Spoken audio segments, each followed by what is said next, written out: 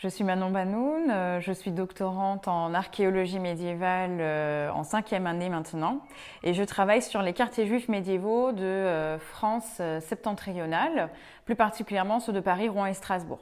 Et mon objectif, c'est de les localiser dans la ville, de comprendre comment ils s'organisent et comment ils évoluent à travers le temps, entre le 11e et le 14e siècle. Et j'ai choisi la Maison Sublime parce qu'elle fait évidemment partie du quartier juif médiéval de Rouen, au même titre que d'autres bâtiments qui ont été découverts dans ce quartier depuis les années 70 jusqu'à nos jours. La Maison Sublime, en ce moment, on fait une étude de bâti, c'est-à-dire qu'on ne fait pas de fouilles. Pour l'instant, on a déjà voulu se ressaisir du bâtiment et essayer de bien comprendre les différentes phases chronologiques que l'on observe sur ce bâtiment. Pour ce faire, on observe les ruptures architecturales qui nous renseignent sur différents moments de construction ou de reprise de l'édifice. On observe particulièrement les traces de taille pour voir les différentes mains qui ont participé à la construction des blocs. L'enregistrement de toutes ces données nous donnera des indices sur l'évolution donc de ce moment-là jusqu'au XIVe siècle. Le quartier juif de Rouen, déjà, malheureusement, ce qui est assez frustrant, c'est que d'un point de vue topographique, il y a une grosse partie du parcellaire qui a été effacée dès la Renaissance avec l'implantation de l'hôtel de ville et du palais de justice.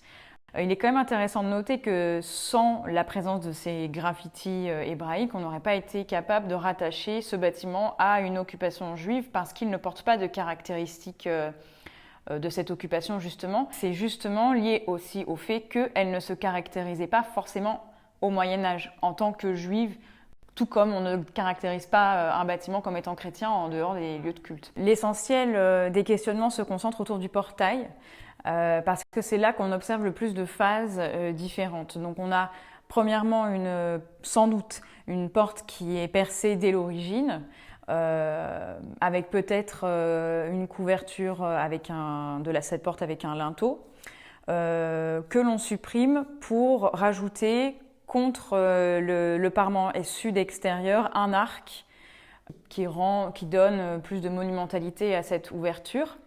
Le nettoyage aussi a permis de mettre au jour également quelques traces de décor à cet endroit-là qui permet de bien caler la datation du bâtiment vraiment plutôt début 12e plutôt que fin 11e. Mais il faut vérifier que ces décors sont bien en lien avec l'état 1 et non pas à un autre état.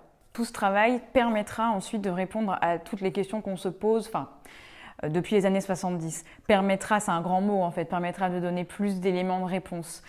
En tout cas, il faut quand même dire que d'un point de vue architectural, il n'y a pas trop de doute sur le fait que ce soit quand même à la base un édifice civil privé, c'est-à-dire une maison pour manifestement un foyer relativement cossu. Après, la question c'est de savoir si ça a pu servir à autre chose.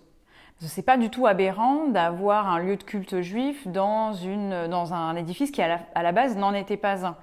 Parce que les synagogues ne sont pas des lieux sacrés. Ce qui rend le lieu sacré, c'est la présence des rouleaux de la Torah. Mais ce n'est pas l'architecture du lieu, à l'inverse des églises.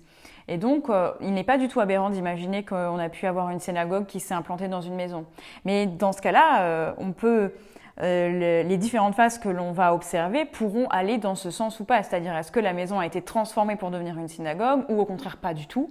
Et l'hypothèse de la yeshiva est également à prendre en compte puisqu'il y a une question qu'on se pose de plus en plus, les historiens et les archéologues du judaïsme médiéval, à savoir qu'est-ce qu'était une yeshiva finalement au Moyen-Âge. Est-ce que c'était un édifice en soi qui était dédié à l'apprentissage de plusieurs élèves auprès d'un maître, ou est-ce que le maître donnait ses cours chez lui ou dans la synagogue? C'est plusieurs hypothèses qui doivent être posées et par rapport à l'histoire, l'archéologie permet de s'intéresser aux données matérielles de la vie juive et à son histoire, et qui sont des données assez rares de par la difficulté de les observer, puisqu'elles ont été souvent détruites, ou parce que les vestiges de la présence juive médiévale ne se caractérisaient pas comme étant juifs, parce qu'il n'y avait pas la nécessité de les marquer comme tels. Je pense que l'archéologie a permis